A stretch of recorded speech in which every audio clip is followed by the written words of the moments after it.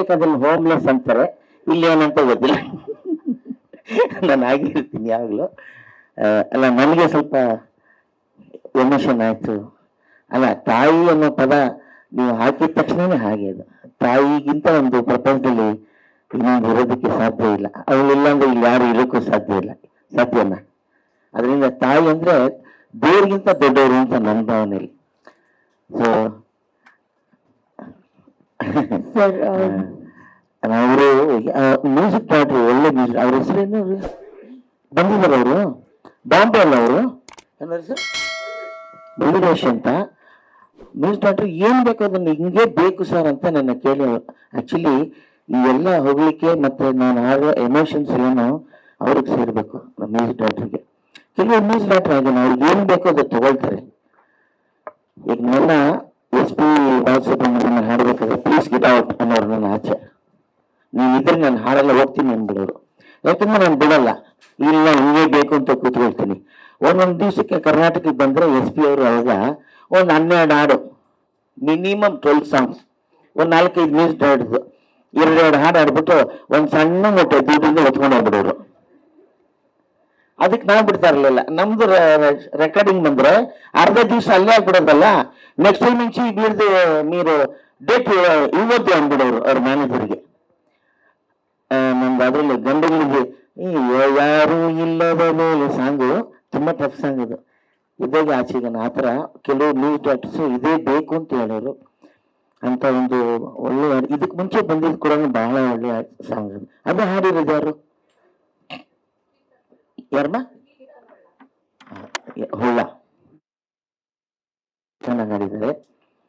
ನಾನು ನಮ್ಮ ಪತ್ರಕರ್ತರಲ್ಲಿ, TV ಮೀಡಿಯಾದಲ್ಲಿ ಕೇಳ್ಕೊಳ್ಳೋದು ಒಂದು ಸಣ್ಣ ರಿಕ್ವೆಸ್ಟ್ ಏನಂದ್ರೆ, ದೊಡ್ಡ ಸಿನಿಮಾಗಳಿಗೆ, ದೊಡ್ಡ ದೊಡ್ಡ ಹೀರೋಗಳಿಗೆ ಅಥವಾ ದೊಡ್ಡ ಪ್ರೊಡಕ್ಷನ್ಗೆ ಆಟೋಮೆಟಿಕ್ ಆಗಿ ಪ್ರೋತ್ಸಾಹನೂ ಸಿಗುತ್ತೆ, ಪ್ರಚಾರನೂ ಸಿಗುತ್ತೆ. ಆ ಸಿನಿಮಾ ಥಿಯೇಟರ್ ಬರೋಕೆ ಎಲ್ಲ ಥಿಯೇಟರ್ನವರು ಕಾಯ್ತಿರ್ತಾರೆ, ಡಿಸ್ಟ್ರಿಬ್ಯೂಟರ್ ಕಾಯ್ತಿರ್ತಾರೆ. ಅವ್ರು ಕೊಟ್ಟರೆ ಸಾಕು ಅಂತೇಳಿ ದುಡ್ಡು ಕೊಟ್ಟು ಸಿನಿಮಾ ತಗೊಳ್ಳೋರು ಇರ್ತಾರೆ. ಆದ್ರೆ ಈ ತರ ಒಂದು ಕ್ರಿಯೇಟಿವ್ ಜಾಬ್ ಮಾಡಿದಾಗ ಅದನ್ನ ಗುರುತಿಸೋರು ಬಹಳ ಕಡಿಮೆ, ಅದರಲ್ಲೂ ಕನ್ನಡದಲ್ಲಿ ಬಹಳ ಬಹಳ ಕಡಿಮೆ.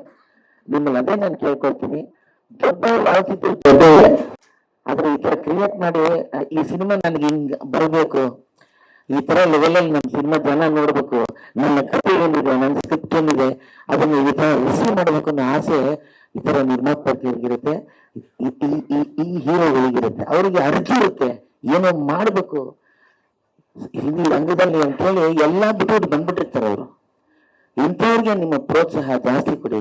ಇಂಥ ಸಿನಿಮಾಗಳನ್ನ ಜನ ಥಿಯೇಟರ್ಗೆ ಬಂದು ನೋಡೋ ತರ ನಮ್ಮ ಪತ್ರಕರ್ತರು, ನಮ್ಮ TV ಮೀಡಿಯಾದವರು ಅದರಲ್ಲೇನು ಸಣ್ಣ ಪುಟ್ಟ ತಪ್ಪು, ಎಂತ ತಪ್ಪಿದ್ರು ಕೂಡ ಕ್ಷಮಿಸಿ, ಇದನ್ನು ಸ್ವಲ್ಪ ಪ್ರೋತ್ಸಾಹಿಸಿ, ಸ್ವಲ್ಪ ಪ್ಲಸ್ ಪಾಯಿಂಟ್ ಅಲ್ಲಿ ಬರೆದು ಇಂಥ ಸಿನಿಮಾಗಳನ್ನ ಹಿಟ್ ಮಾಡಬೇಕು ಅಂತ ನಾನು ಕೇಳ್ಕೊತೀನಿ. ಇಲ್ಲ ಅವರೇ ನಾನು ಮೊನ್ನೆ ಪ್ರೆಸ್ ಕ್ಲಬ್ ಹೋದಾಗ ಒಂದಷ್ಟು ಬರ್ಕೊಂಡೋದೆ, ನಾನು ಮಾತಾಡ್ಬೇಕು ಅಂತ ಪ್ರೆಸ್ ಕ್ಲಬ್ ಅಲ್ಲಿ ಮಾತಾಡಕ್ ಆಗ್ಲಿಲ್ಲ. ಅದು ಏನೋ ಒಂದು ದೇವರಾಗ್ಲಿ, ಒಬ್ಬ ಪೊಲಿಟಿಷಿಯನ್ ಆಗ್ಲಿ, ಒಬ್ಬ ಹೀರೋನೋ ಸಿನಿಮಾದವರಾಗ್ಲಿ, ಅದು ಜನಕ್ಕೆ ತಲುಪಬೇಕು ಅಂದ್ರೆ ಇದು ಒಂದೇ ಮೀಡಿಯಾ ಇರೋದು, ಬೇರೆ ಇಲ್ಲವೇ ಇಲ್ಲ.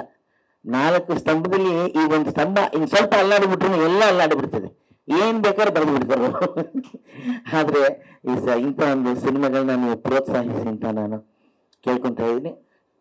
ಏನು ನೋಡಿದವರು ಏನಂತಾರೆ, ನೋಡಿದ್ಮೇಲೆ ನಿಜವೂ ತುಂಬಾ ಚೆನ್ನಾಗಿದೆ ಅಂತ ಹೇಳ್ತಾರೆ.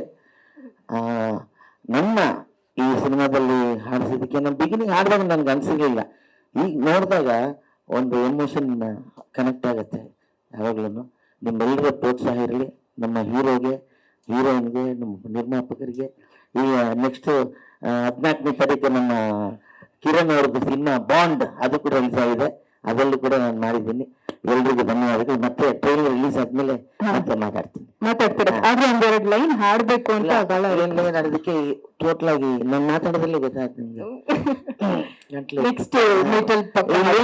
ಮೊನ್ನೆ ಎಸ್ ನಾರಾಯಣ ಅವ್ರದ್ದು ಸಿನಿಮಾದ ಡಬ್ಬಿಂಗ್ ಮಾಡಿದೆ, ಅದ್ರಲ್ಲಿ ಕಿರ್ಸಿ ಎಲ್ಲ ಕಟ್ಟಾಗಿ ಹೋಗಿ ಇನ್ಫೆಕ್ಷನ್ ಆಗ್ಬಿಟ್ಟಿದೆ. Thank you sir. ಸೊ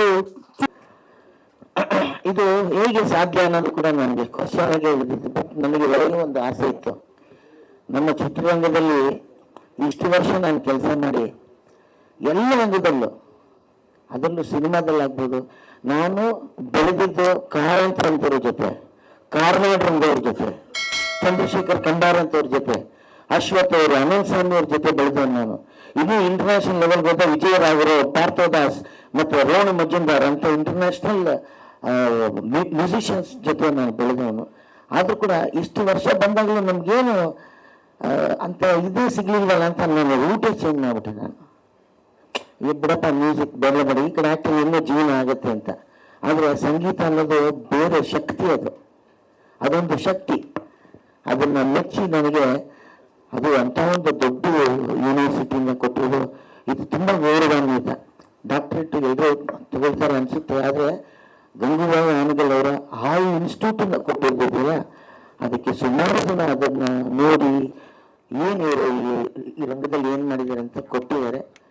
ಅವರಿಗೂ ಧನ್ಯವಾದಗಳು. ಅದನ್ನು ಪ್ರೋತ್ಸಾಹ ನನಗೆ ಬಂದಿರೋದಕ್ಕೆ ಈಗ ಎಷ್ಟೋ ನಮ್ಮ ಸ್ನೇಹಿತರಿಗೆ, ಕಲಾವಿದರಿಗೆ ತುಂಬ ಖುಷಿ ಅಂತ ಅನಿಸ್ತಾ ಇದೆ. ನನಗೆ ಇದ್ರಲ್ಲಿ ಬಂದು ಇನ್ನೊಂದು ಚೂರು ಹುರುಪು ಬಂದಿದೆ. ಇನ್ನು ನೆಕ್ಸ್ಟ್ ಸಾಂಗ್ ಕೊಟ್ಟರೆ ಇನ್ನೂ ಚೆನ್ನಾಗಿ ಆಡ್ತೀನಿ. ಮುಖ್ಯವಾಗಿ ನಮ್ಮ ಅಶ್ವಿನ್ ಸಖತ್ ವಿಷನ್ಸ್ ಮಾಡಿದ್ದಾರೆ. ನೀವು ದಯವಿಟ್ಟು ಎದ್ದು ನಿಂತ್ಕೊಳ್ಳಿ.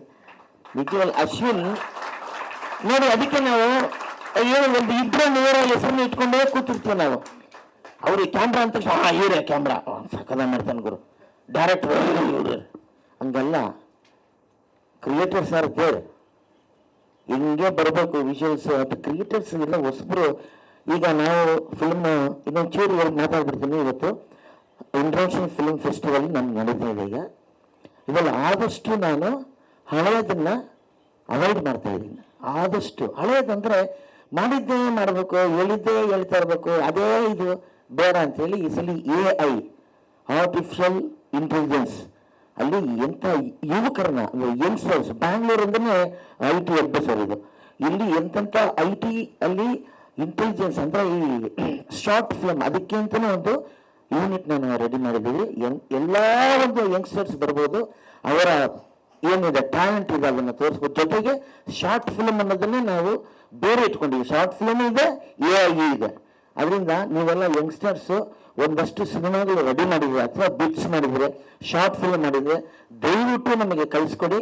ಅದಕ್ಕೆ ಸಪ್ರೇಟ್ ಒಂದು ವರ್ಗನೆ ನಾನು ಸೃಷ್ಟಿ ಮಾಡಿದ್ದೀವಿ. ನೀವೆಲ್ಲ ಬರಬೇಕು. ಜೊತೆಗೆ ಎಷ್ಟೋ ನಿರ್ಮಾಪಕರು ಸಿನಿಮಾ ನಾನು ಸುಮ್ಮನೆ OTT ಓಪನ್ ಮಾಡ್ತೀವಿ ಅಂತ ಹೇಳಿದ ತಕ್ಷಣವೇ ಒಂದು 250 ಸಿನಿಮಾ ನನಗೆ ಬಂದಿದೆ ವಾಟ್ಸಪ್ಪಲ್ಲಿ. ಅಂದರೆ ಇನ್ನೂ ಸೇಲ್ ಆಗದೇ ಇರೋಂಥ ಸಿನಿಮಾಗಳು. ಯಾವ ಥರದ್ದು ದೊಡ್ಡ ಬಿಡಿ, ನಾನು ಆಗಲೇ ಫಸ್ಟ್ ಹೇಳ್ಬಿಟ್ರೆ.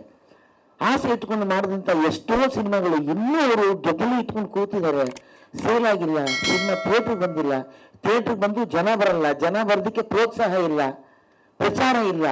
ಹೀಗಾಗಿ 250 ಸಿನಿಮಾ ನನಗೆ ಬಂದಿದೆ. ಅದಕ್ಕೂ ಕೂಡ ಒಂದು ವೇದಿಕೆಯನ್ನು ಸೃಷ್ಟಿ ಮಾಡಿದೆ. ನೆಟ್ಫ್ಲಿಕ್ಸ್ ಆಗ್ಬೋದು, ಅಮೆಝಾನ್ ಆಗ್ಬೋದು, ವೇವ್ಸ್ ಆಗ್ಬೋದು, ZEE5 ಆಗ್ಬೋದು, ಮತ್ತು ನಮ್ಮ DD1 ಕೂಡ ನೀವು ಶುರು ಮಾಡಿದ್ದಾರೆ ಸರ್. ಸುಮಾರು ವೇದಿಕೆನ ಸಪ್ರೇಟ್ ಒಂದು ಶೇರ್ ಮಾಡಿದ್ದೀವಿ. ಅದಕ್ಕೆ ದಯವಿಟ್ಟು ನೀವು ಪತ್ರಕರ್ತರಿಗೆ ಹೇಳ್ತೀನಿ, ನಮ್ಮ TV ಅವ್ರಿಗೆ ಹೇಳ್ತೀನಿ, ಇದನ್ನೊಂದು ಚೂರು ಪ್ರಚಾರ ಕೊಡಿ ಸರ್. ಅವ್ರು ಬರಲಿ, ಯಂಗ್ಸ್ಟರ್ಸ್ ಒಳಗೆ ಬರಲಿ ಅನ್ನೋ ಐಡಿಯಾ ಇಟ್ಕೊಂಡು ಮಾಡ್ತಾ ಇದ್ದೀವಿ. ನಮಸ್ಕಾರ. ಲೇಟೆಸ್ಟ್ ಹಾಗೂ ಇಂಟ್ರೆಸ್ಟಿಂಗ್ ಸುದ್ದಿಗಳಿಗಾಗಿ ಬಾಸ್ ಟಿವಿ ಕನ್ನಡ ಚಾನೆಲ್ನ ಸಬ್ಸ್ಕ್ರೈಬ್ ಮಾಡಿ. ಹಾಗೆಯೇ ಬೆಲ್ ಐಕಾನ್ ಪ್ರೆಸ್ ಮಾಡಿ.